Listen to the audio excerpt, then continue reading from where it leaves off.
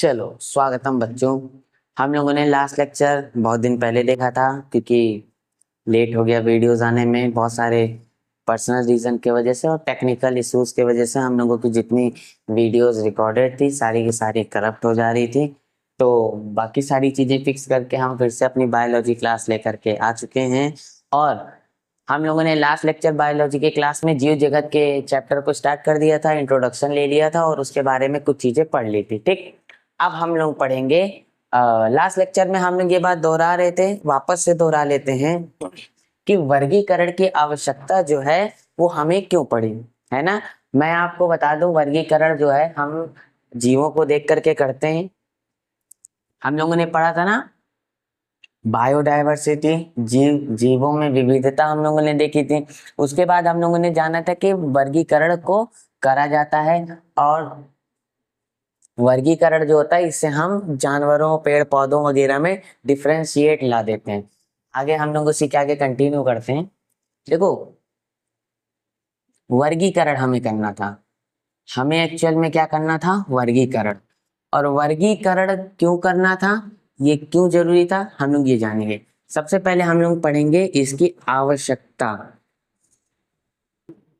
हमको वर्गीकरण करने की आवश्यकता ही क्यों पड़ी। देखो, सीधी सी बात, नॉर्मल सी बात मैं आपको बता दूं, वर्गीकरण करने की आवश्यकता क्यों पड़ी, ताकि हम क्या कर सकें, जीवों में समानता ढूंढ सकें व असमानता पता कर सकें। ठीक, जीवों में समानता और असमानता, यानी कि दो जीवों के बीच में क्या आपस में मिलता जुलता है, क्या आपस में नहीं मिलता, वो दोनों किस चीज से एक दूसरे के जैसे दिखते हैं। उनका जैसे कह सकते हो कोशिकाओं का आकार हो सकता है, उनके शरीर का आकार हो सकता है, उनके हड्डियों का जो ढांचा होता है उसका स्ट्रक्चर, पैर की हड्डी, पंख की हड्डियां, है ना, पंख का जो टाइप होता है, चोंच हो सकता है, मुंह हो सकता है, ये उनका डीएनए का कुछ पार्ट जो आपस में मिलता है या नहीं मिलता, हम वर्गीकरण के द्वारा ये जान सकते हैं। उसके बाद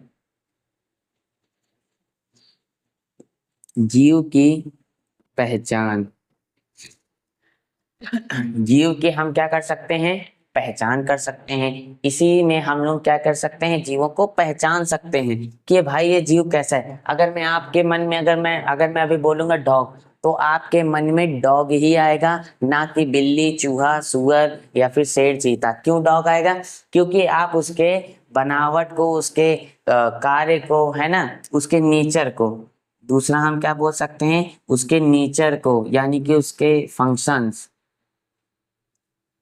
ठीक, जो नेचुरल रूप से उसको कार्य मिले, आप उनको, गुणों को, जिसको, हाँ याद आ गया यार, एग्जैक्ट वर्ड नहीं आ रहा था, गुणों जिसको कहते हैं ना, गुणों को आप देख करके पहचान सकते हो। जैसे एक डॉग है, तो डॉग के अंदर क्या क्या गुण हो सकते हैं, वो उनके अंदर लॉयल्टी होती है, वो क्या कहते हैं, बार्क कर सकते हैं, है ना, वो क्या कहते हैं, गार्डिंग का काम हमारे लिए करते हैं। डॉगों की कई सारी ब्रीड्स होती हैं, लंबे बाल वाले कुत्ते होते हैं, अलग अलग रंग के कुत्ते होते हैं, उनका पूंछ होती है जो क्या कहते हैं, ना ज्यादा बड़ी होती है ना ज्यादा छोटी होती है, वो भागने में बहुत तेज होते हैं, आगे से मुंह भेड़िए की तरह निकले होते हैं। अब देखो, भेड़िए और डॉग्स आपस में, इनमें क्या निकल आया, समानता निकल आई। अभी अभी हम लोग पढ़े थे समानता असमानता।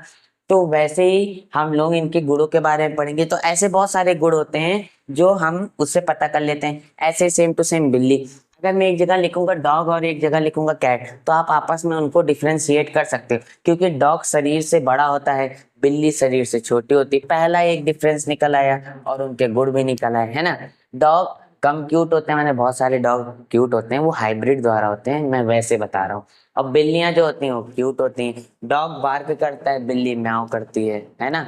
तो अलग अलग उनके गुण होते हैं, फंक्शन होते हैं जो उनको नेचुरली मिले। तो हमें उनकी आवश्यकता इसलिए पड़ी ताकि हम अनेक प्रकार के जीवों को पढ़ सकते हैं। और हमें पता था कि हमारे पृथ्वी में 1.7 से लेकर के 1.8 मिलियन अलग अलग जीव, अलग अलग स्पीसीज, यानी अलग अलग प्रकार के जीव इस दुनिया में रह रहे हैं। और इस दुनिया में अभी और भी खोजे जाने हैं, और भी खोजना बाकी है। अभी और आगे खोजना बाकी है, क्या पता हमें ये आगे चल करके और मिल सके। हम 2 मिलियन पढ़े, आज से आने वाले 5, 10, 20 साल में, 5, 10 सालों में हमको क्या पता बुक ही चेंज हो जाए और वहां पे 1.7 1.8 की जगह 2 मिलियन हो जाए, 2.1 मिलियन हो जाए, ऐसा कुछ हो सकता है ना। तो हमें और भी मिल सकते हैं जीव, इतने तो नहीं होंगे, 10-20 हजार एक्स्ट्रा हमको मिल सकते हैं, मिलियंस में नहीं जाएंगे, टेंशन नहीं। ठीक, तो यहाँ तक की बातें आपको समझ में आ गई। हमने क्या बात करी कि हमको इनकी आवश्यकता इसलिए पड़ी ताकि हम उनके जीवों में समानता असमानता कर सकें, जीवों की पहचान कर सकें और उनके गुणों के आधार पर उनको अलग अलग रख सकते हैं। क्योंकि एक इंसान और एक पेड़ एक साथ थोड़ी ना हो सकते, कुत्ता और गधा एक साथ थोड़ी ना आ सकते हैं, इंसान और बंदर एक साथ थोड़ी ना आ सकते हैं, आएंगे लेकिन अभी तो नहीं आएंगे ना। ठीक, तो इसीलिए हमको वर्गीकरण की जरूरत पड़ी। वर्गीकरण में हम 3 चीजें देखते हैं। वर्गीकरण में हम 3 चीजें देखते हैं। वर्गीकरण करने के 3 मेन मायने होते हैं। पहला, जीवों की पहचान। दूसरा, नामकरण। तीसरा, वर्गीकरण। ये 3 चीजें हमें करनी होती हैं और इसी टर्म को, और हम अगर कोई नई जीव की खोज करते हैं तो ये 3 टर्म अपनाते हैं और यही 3 टर्म जो होती है उन्हीं को हम लोग हिंदी में कहते हैं टैक्सा या फिर टैक्सोनॉमी। टैक्सोनॉमी, ठीक, इंग्लिश में लिख दे रहा हूँ, ज्यादा समझ में आएगा। टैक्सोनॉमी, इसी को हम लोग टैक्सोनॉमी के नाम से जानते हैं। टैक्सोनॉमी में क्या होता है? टैक्सोनॉमी का अर्थ होता है हम उनको श्रेणी में विभाजित करते हैं।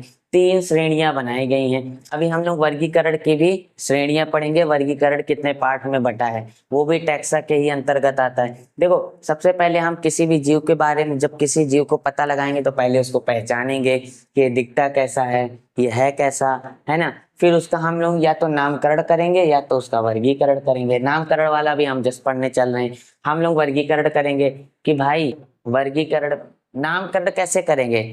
पहले पहचानेंगे ना कि किस जीव से मिलता जुलता। सपोज दैट हमने खोज कर दी चीते की, चीते की हमने खोज करी है।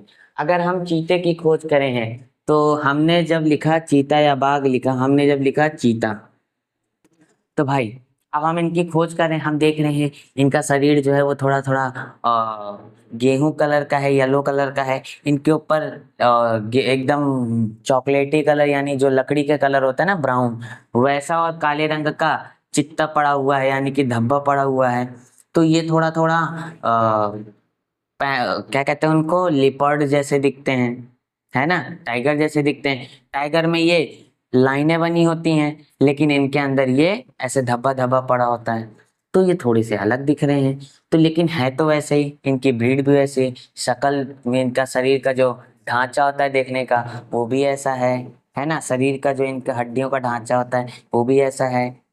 तो इनका शरीर भी देखने में वैसे ही लगता है, चेहरा भी देखने में वैसा लगता है, बाल छोटे बड़े हैं, तो हम इनको ऐसे पहचानेंगे। फिर हम देखेंगे इनके डीएनए, इनका डीएनए शेर से भी मैच करता है, थोड़ा थोड़ा लिपर्ड से भी मैच करता है ना, और भी बहुत की जानवरों से, पैंथर से भी मैच करता है। तो जब इन सब से इनका इसका डीएनए मैच कर रहा है तो थोड़ा थोड़ा उनके जैसा हो गया।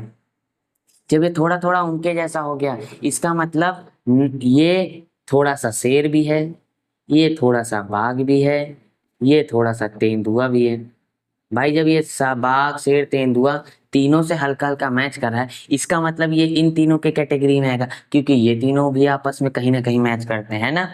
तो ये इसका मतलब चीता किसके परिवार में चला गया? इसके परिवार में चला गया।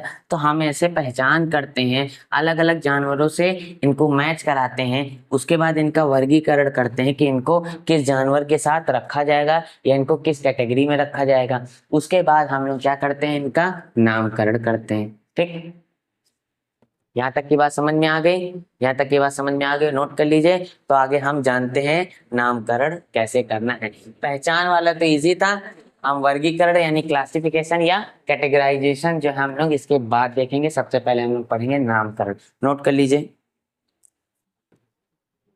चलो अब हम लोग देखते हैं किसके बारे में, नामकरण के बारे में। नामकरण। अब आपको पता है नामकरण, मैंने आपको लास्ट लेक्चर में ऑलरेडी बता रखा था। नामकरण जो होते हैं वो दो तरह के होते हैं। पहला होता है एक साधारण नामकरण, ठीक, और दूसरा जो होता है वो होता है वैज्ञानिक नामकरण। पहले हम लोग साधारण नामकरण पर बढ़ते हैं।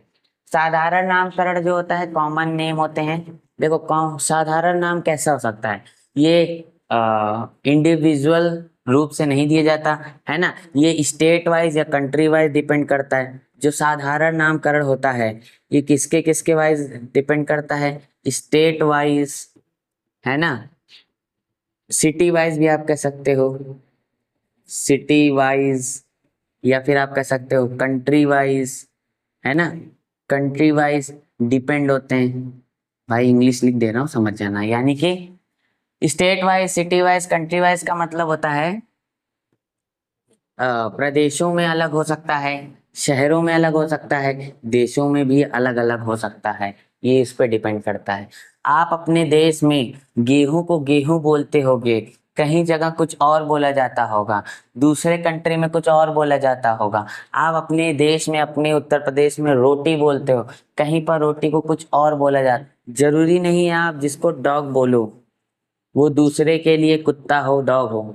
वो किसी के लिए कुत्ता हो सकता है, किसी के लिए कुकुर हो सकता है ना, ठीक। तो ये बात हो सकती है, अलग अलग हो सकते हैं, है ना।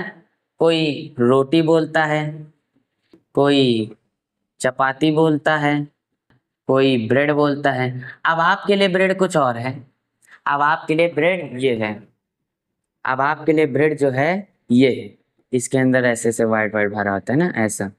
आपके लिए जो ब्रेड है वो ये है, जो सुबह सुबह नाश्ते के साथ आप बेक करके खाते हो, सेक करके खाते ना, टोस्ट करके, तो आपके लिए ये ब्रेड है। लेकिन दूसरों के लिए ब्रेड क्या है, रोटी है। तो सब कंट्री वाइज, स्टेट वाइज या सिटी वाइज जो साधारण नाम होते हैं ये अलग अलग होते हैं। जैसे गली मोहल्ले में, आपकी गली में कोई एक टॉमी होगा, कुत्ता, आपकी गली में एक कोई टॉमी होगा। अब मैं आऊंगा, वो बोलेंगे टॉमी ने तुम्हें देखा। मुझे क्या पता कौन है टॉमी, है ना। मुझे क्या पता टॉमी कौन है, मैं तो जानते ही नहीं, मैं तो दूसरे गली का हूँ या मैं दूसरे सोसाइटी का हूँ, मुझे टॉमी पता ही नहीं। आपके लिए वो टॉमी, मेरे लिए वो कुत्ता है, ठीक। आपने उसका नाम टॉमी रख दिया, मान लो मैंने रॉकी रख दिया। अब वो कुत्ता आपके गली में गया तो टॉमी, मेरे गली में आया तो रॉकी हो गया। सोचो, कुत्ता वही है, कुत्ता वही का मतलब वही वाला कुत्ता नहीं, कुत्ता माने कुत्ता। एक डॉग, एक डॉग है ना। डॉग तो बहुत सारे होते हैं, तो उनमें से एक डॉग आपके लिए टॉमी होगा, उस डॉग को मैं रॉकी कह सकता हूँ। मेरे डॉग का नाम वैसे मैक्स था, ये वाला मैक्स। और किसी के लिए वो एलेक्स हो सकता है, किसी के लिए वो डॉग डॉग ही रहेगा, है ना। किसी के लिए वो इंसान हो सकता है, किसी के लिए डॉग उसका उसका दोस्त हो सकता है, अपने दोस्त को कुत्ता बोलता है। किसी के लिए किसी का बेटा कुत्ता हो सकता है। तो मतलब लोग अपना अपना पर्सपेक्टिव से नामकरण दे देते हैं कॉमन। तो ये हर जगह तो नहीं चलेगा ना। आप जाकर के किसी कुत्ते को देखो दूसरे कंट्री में, जाकर कह दो "ओ, टॉमी", मान लो वहाँ टॉमी किसी का नाम हुआ, ओ मैक्स, मान लो वहाँ पे कोई मैक्स हुआ, कहेगा अरे बाप रे मेरे नाम को कुत्ता बोल रहा है ना। यानी मुझे कुत्ते में कर रहा है, आपको शू कर देगा, आपके ऊपर ब्लेम कर देगा, पैसे लगा देगा। तो ये चीज, तो यानी सबका अपना अपना नाम होता है। तो सब अपने अपने state wise, country wise, city wise, society wise या स्ट्रीट वाइज नाम दे देते हैं। तो ये मैटर करेगा ही नहीं ना, तो नामकरण तो खराब हो जाएगा। क्योंकि आपके देश में वो कुत्ता, आपका बेटा, आपका दोस्त, दूसरे देश में वही कुत्ता एलेक्स, मैक्स। दूसरे देश में लोग अपना नाम मैक्स रखते हैं, रॉकी रखते हैं। देखो रॉकी केजीएफ में रॉकी भाई, लोग अपने कुत्ते का नाम उसमें रख देते हैं, है ना। वही हीरो सबको मारता था रॉकी बन के, वही कुत्ता बन के गली में फिरता है। दूसरे पिक्चरों में मैक्स अच्छे अच्छे नाम होते हैं, एलेक्स होता है, टॉमी होता है, टॉम होता है। आप उसी टॉम को जो स्पाइडरमैन बना था, टॉम हॉलैंड, उसी के नाम से आप टॉमी कुत्ते का नाम रख दिए। क्या ये शोभा देता है? नहीं देता ना। तो साधारण नामकरण जो होता है वो आपके ही डिपेंड करता है आप कहाँ पे रहते हो, क्या बोलते हो, कैसे करते हो, ठीक। तो ये प्रोफेशनल नाम हुआ ही नहीं। तो प्रोफेशनल नाम क्या है? प्रोफेशनल नाम का मतलब एक ऐसा नाम, एक ऐसा नाम, आप कहीं भी चले जाओ, आप कहीं भी चले जाओ पूरे दुनिया में, वो नाम आप ले लो, तो इसका मतलब वही इंसान जाना जाएगा। वही इंसान का मतलब वही जीव जाना जाएगा। यानी कि एक जीव के लिए एक नाम, वो भी यूनिक। एक जीव के लिए एक नाम, वो भी यूनिक। यानी कि सिंगल स्पीसीज, एक सिंगल स्पीसीज के लिए एक यूनिक नाम। यानी कि ऐसा नाम जो किसी को ना मिले, केवल इसको, बस। जैसे मेरा नाम आर्यन है, तो क्या मेरे नाम के और लोग नहीं हो सकते? हो सकते हैं। आपका नाम जो भी हो, आपके नाम के भी हजारों लाखों करोड़ों लोग हो सकते हैं, लेकिन हमारे नाम का, हमारे जैसे जीवों का एक नाम है होमोसेपियंस। आप होमोसेपियंस जब सर्च करोगे इंटरनेट पे एआई के थ्रू या किसी बुक में देखोगे, तो होमोसेपियंस केवल इंसान के लिए ही यूज होता है, बंदर के लिए भी नहीं होता। जिराफ, कुत्ता, बिल्ली, भैंस, पेड़ पौधे, वायरस, बैक्टीरिया, अलगी, किसी के लिए भी होमोसेपियंस यूज नहीं होता। होमोसेपियंस इंसान के लिए स्पेसिफिकली क्रिएट कर दिया गया और हमेशा उसी के लिए ही रहेगा। समझ में आ गया? तो साधारण नाम आपको पता चल गए। यहीं पे साधारण नाम के हमको प्रोज और कॉन्स भी मिल गए। प्रोज में हमने देखा कि हम अपने प्यार से जो नाम देते हैं वही साधारण नाम होता है। निक नेम हो गया हमारा इंडिविजुअल पर्सनल नेम, हम जो देना चाहें, चाहे वो इंसान को दें चाहे किसी जानवर को दें। लेकिन इसमें एक कमी भी है कि साधारण नाम आपके ही तक सीमित रहे। साधारण नाम एक परिवार तक ही सीमित रह सकता है। मान लो हमारे परिवार में कुत्ते का नाम टॉमी है, आपके परिवार में कुत्ते का नाम कुछ और हो, जरूरी नहीं है। तो वहां पर साधारण नाम जो है सीमित ही जगह पर, लिमिटेड एरिया तक ही सीमित रहता है, उसके बाद साधारण नाम काम नहीं देता। दूसरी चीज, साधारण नाम को साधारण नाम इसलिए बोला जाता है क्योंकि ये मोस्ट कॉमन होते हैं, है ना। आप भी टॉमी नाम रखते हो, मैं भी टॉमी नाम रखता हूँ, ऐसे दुनिया में लाखों लोग होते हैं जो अपने डॉग का नाम टॉमी है। तो ये तो साधारण हो गया ना, तो सबके लिए ये इजी हो गया। तो ये कॉमन होता है, मोस्ट कॉमन थिंग इज, तो इसीलिए साधारण नाम का उपयोग नहीं करा जाता। तो साधारण नाम को रखने ना रखने के लिए, इससे बचने के लिए हमारे बॉटनिस्ट, बड़े बड़े जितने भी वनस्पति वैज्ञानिक थे, उन्होंने बहुत सारे टर्म्स लाए। उन्हीं टर्म्स को हम लोग आगे देखते हैं। चलो मैं पहले इरेज कर दे रहा हूँ, पहले नोट कर लो तो इरेज कर दे। चलो देखा जाए, अब हम लोग किस में बढ़ेंगे? हम लोग बढ़ेंगे वैज्ञानिक नामकरण। वैज्ञानिक नामकरण। अब देखो, वैज्ञानिक नामकरण में सबसे खतरनाक बात ये है कि भाई आप नामकरण तो कर दोगे, लेकिन क्या देख के करोगे, क्या कंडीशन होगी, क्या टर्म होगी, ये सारी चीजें अभी हम लोग सीखेंगे। तो वैज्ञानिक नामकरण करने से पहले थोड़ा सा हम कुछ टर्म्स पढ़ने जा रहे हैं, कुछ चीजें जानेंगे। तो देखो, बॉटनिस्ट लोगों ने मिलके, बड़े बड़े जीव वैज्ञानिक जो जितने भी होते हैं, बायोलॉजिस्ट जितने होते हैं बड़े बड़े, उन सब ने मिल करके दो एक टर्म रखा जिसका नाम रखा ICBN, ICBN, और एक रखा ICZN। ठीक, ICBN और ICZN। ICBN और ICZN जो है एक संस्था है, ठीक है, एक संस्था, एक ऑर्गेनाइजेशन है जो देखती है कि नामकरण जो है वो एक बार में एक ही को पढ़े, यूनिक नामकरण ही पढ़े, और उसका वर्गीकरण भी यूनिक ही हो। देखो ICBN क्या है? ICBN का फुल फॉर्म होता है international code, international code of botanical nomenclature,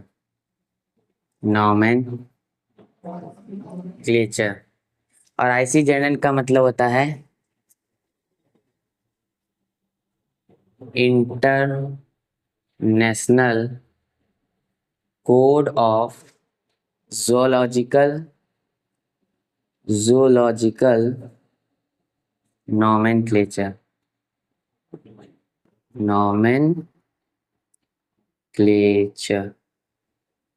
ठीक। International code of botanical nomenclature, international code of zoological nomenclature, यही दो रखे रखे गए हैं। ICBN यहाँ पे क्या लिखा है? बॉटनिकल नॉमेनक्लेचर यानी कि वनस्पति का नामकरण, यानी कि जब हम किसी भी पेड़ पौधे का नामकरण करेंगे तो आईसीबीएन के तहत जितने भी रूल्स रेगुलेशन होते हैं हम उसमें करेंगे। हमको अगर किसी भी पेड़ पौधे का नामकरण करना है, किसी भी पेड़ पौधे से रिलेटेड जीव का नामकरण करना है, तो हम क्या करेंगे, international code of botanical nomenclature का उपयोग करते हुए हम लोग नामकरण करेंगे, सिंपल। इसके बाद आईसीजेडएन जो होता है वो जूलॉजिकल नॉमेनक्लेचर होता है, यानी कि जीवों का नामकरण, जिसमें हम लोग किसी भी जीव का नामकरण करेंगे, यानी कि जितने भी जीव जंतु होंगे, पेड़ पौधे कह रहा हूँ, पशु पक्षी जानवर, मैमल्स, रेप्टाइल्स, एव्स जितने होते हैं सबका नामकरण हम लोग आईसीजेडएन के अंतर्गत करेंगे।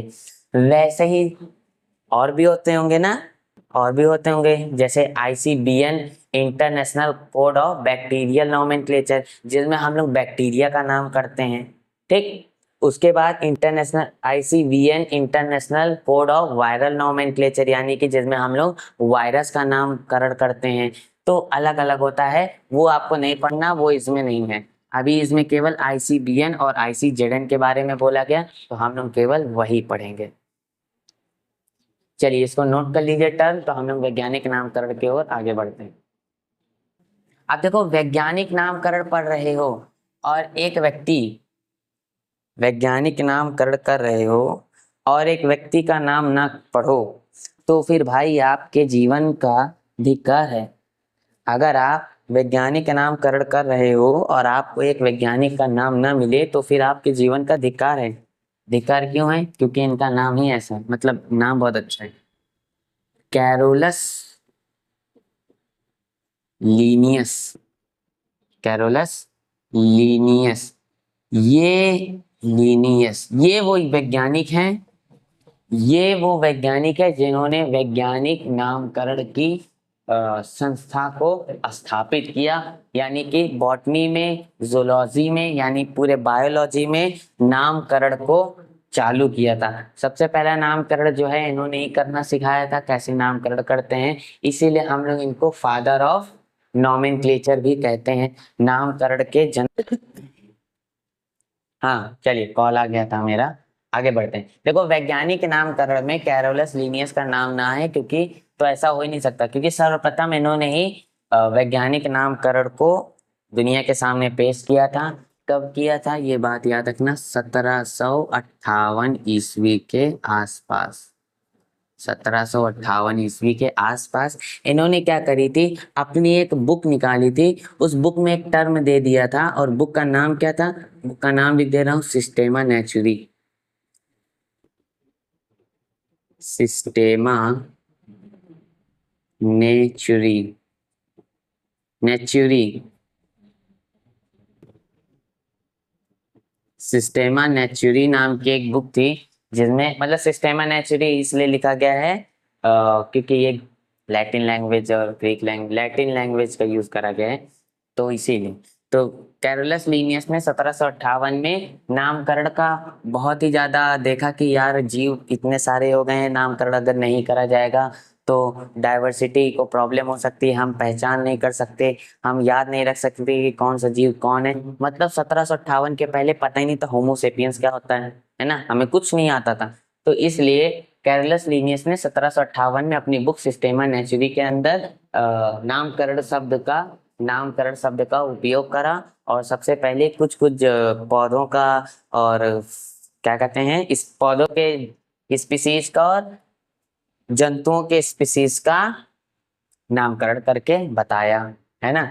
जैसे कि हम कह सकते हैं सबसे पहले मैंजीफेरा, मैंजीफेरा इंडिका और होमो सेपियंस, ठीक, होमोसेपियन। मैंजीफेरा इंडिका किसको कहते हैं, मैंजीफेरा इंडिका को कहते हैं, मैंजीफेरा इंडिका को मैंगो कहते हैं, और होमोसेपियंस को हम लोग ह्यूमन कहते हैं, ठीक। ऐसे और भी बहुत सारे हैं, हम लोग दो ही एग्जांपल लेते हैं। तो इन्होंने अपनी सिस्टेमा नेचुरी बुक में नामकरण को इजाद किया, और मैंजीफेरा इंडिका यानी कि मैंगो और होमोसेपियंस ह्यूमन, ऐसे इन्होंने नामकरण करके बताया। इस नामकरण में क्या क्या आवश्यक होता है, क्या क्या आवश्यक नहीं होता, पहले हम लोग उसे पढ़ेंगे। पहले इसको नोट कर लो, तो हम लोग इसकी आगे स्टेप्स को पढ़ते हैं कि स्टेप कैसे होता है। हमें और बातें याद ऐसे रखनी कि जो नामकरण था वो ज्यादातर लैटिन भाषा, ज्यादातर मैं यहाँ लिख दे रहा हूँ, ज्यादातर लैटिन भाषा या फिर ग्रीक भाषा में ही करा गया था। ठीक, अंग्रेजी का यहाँ पर कोई भी इन्वॉल्वमेंट नहीं है। ज्यादातर जो है लैटिन भाषा का ही उपयोग हुआ था, और जो वैज्ञानिक लैटिन भाषा नहीं जानते थे, ग्रीक भाषा में अपना इन्वॉल्वमेंट रखते थे, उन्होंने कुछ नामकरण जो है ग्रीक भाषा में भी करी है। जैसे अभी हम लोगों ने होमो सेपियंस देखा है ना, होमो सेपियंस, जैसे हमने होमो सेपियंस देखा तो लैटिन भाषा में होमो का मतलब होता है मनुष्य, तो इसीलिए मनुष्य का नाम होमो कर दिया गया। एक बात याद रखना, हम यहाँ पर लैटिन शब्द को बहुत ही ज्यादा प्रेस करेंगे।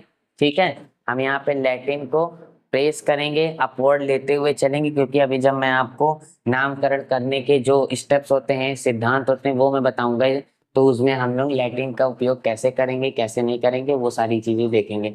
यहाँ तक की बात समझ में आ गई है। इरेज करके हम लोग अब पढ़ते हैं। अच्छा, इसी में पढ़ लेते हैं। इसी में हम लोग पढ़ेंगे कैरोलस लीनियस ने कौन सा नामकरण दिया। तो कैरोलस लीनियस ने एक टर्म दी जिसको हम लोग कहते हैं binomial nomenclature. Binomial nomenclature, Hindi में बोले तो द्विपद नामकरण। द्विपद नामकरण, बायनोमियल नोमेनक्लेचर का मतलब होता है द्विपद नामकरण। द्विपद नामकरण का मतलब, द्वि का मतलब क्या होता है, द्वि का मतलब होता है दो, पद का मतलब क्या होता है, पद का मतलब आप शब्द कह सकते हो। ठीक है, द्विपद माने दो शब्दों से मिलकर होने वाला नामकरण। इसमें क्या होता है, इसमें दो शब्दों का इस्तेमाल होता है, एक शब्द दो शब्द, बस, इससे ज्यादा नहीं। और दो शब्द जैसे यहाँ पे आप खुद ही देखो, यहाँ पे क्या लिखा हुआ है, एक लिखा हुआ है होमो, एक लिखा हुआ है सेपियंस। ठीक, एक क्या लिखा हुआ है होमो, एक लिखा है सेपियंस। चलो अब इसको इरेज करते हैं और हम लोग बायनोमियल नोमेनक्लेचर के बारे में पढ़ेंगे।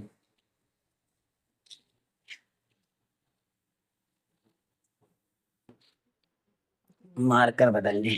अब देखो, बीएन लिख देना, बायनोमियल नोमेनक्लेचर। बायनोमियल नोमेनक्लेचर में कैरोलस लीनियस ने दो शब्दों से होने वाले नामकरण को द्विपद नामकरण कहा, बोला, बताया। और इसमें हम लोग दो शब्दों का ही इस्तेमाल करते हैं। अब देखो दो शब्द कौन कौन से होंगे, पहला शब्द और दूसरा शब्द। इनमें जो पहला शब्द होगा वो उसकी फैमिली का नाम होगा, फैमिली यानी कुल का, सॉरी, उसके जीनस का होगा। ठीक, और जो दूसरा होगा वो उसका specific specific epithet, specific epithet यानी कि इसको हम लोग कहते हैं स्पीसीज नेम, स्पीसीज नेम ये होगा। ठीक, जीनस को हम लोग हिंदी में कहते हैं वंश। ठीक, और स्पीसीज नेम को हम कहते हैं जाति नाम, जाति नाम। यानी कि जब दो शब्दों से मिलकर के कोई शब्द कोई नामकरण होगा तो उसमें दो चीजों का उपयोग होगा। कौन कौन से, जैसे कि अभी मैं यहाँ पे लिख दे रहा हूँ कुछ, जैसे होमो सेपियंस, जैसे मैंजीफेरा इंडिका। ठीक, अब इसमें देखो, यहाँ पर आप देखो, यहाँ पे लिखा हुआ है होमो मैंजीफेरा सेपियंस इंडिका। तो जो होमो और मैंजीफेरा है यानी कि पहले शब्द, ये भी पहला शब्द, ये भी पहला शब्द, तो ये जो पहले शब्द हैं ये किसको दिखा रहे हैं, किसको प्रेफरेंस कर रहे हैं, किसको प्रेफर कर रहे हैं, ये कर रहे हैं इनके जीनस को। यानी कि जो ये वाला शब्द है, ये सेपियंस और इंडिका, यानी कि शब्द नंबर दूसरा, ये जो दूसरे शब्द हैं ये किसको डिनोट करते हैं, ये करते हैं जाति के नाम को। यानी कि सेपियंस इसका खुद का नाम है, इंडिका इसका खुद का नाम है, लेकिन ये जो मैंजीफेरा है ये इसके वंश का नाम है। ये किस वंश से आता है ना? मनुष्य आते हैं होमो वंश से, और आम आता है मैंजीफेरा वंश से। तो ये दोनों के इनके वंश हैं, इन वंश से मिल करके इनका ये नाम बना। स्पेसिफिक एपिथेट या फिर स्पीसीज नेम होता है सेपियंस और इंडिका। समझ में आया? तो हमने क्या सीखा? बायनॉमियल नोमेनक्लेचर यानी कि द्विपद नामकरण में दो शब्दों का इस्तेमाल होता है। पहला शब्द होगा वो होगा जीनस का नाम, वंश का नाम, दूसरा शब्द होगा जाति का नाम। पहला शब्द हमेशा आगे रहेगा, यानी कि वंश का नाम सदैव हम फर्स्ट नंबर पर रहेगा, और जाति का नाम सदैव अंत में यानी कि सेकंड नंबर पर ही लिखा जाएगा। अब अगर आपको द्विपद नामकरण समझ में आ गया है तो अब हम लोगों को इसके आगे पढ़ना है द्विपद नामकरण के चरण। द्विपद नामकरण के चरण की द्विपद नामकरण करते कैसे हैं, द्विपद नामकरण किन किन बातों का करते समय किन किन बातों का ध्यान रखा जाता है। वीडियो अगर लॉन्ग हो रही है तो यहीं से हम लोग इसको कट कर देते हैं। नेक्स्ट वीडियो में हम लोग द्विपद नामकरण कैसे किया जाता है ये सीखेंगे। ठीक है, तब तक के लिए बाय बाय, गुड नाइट।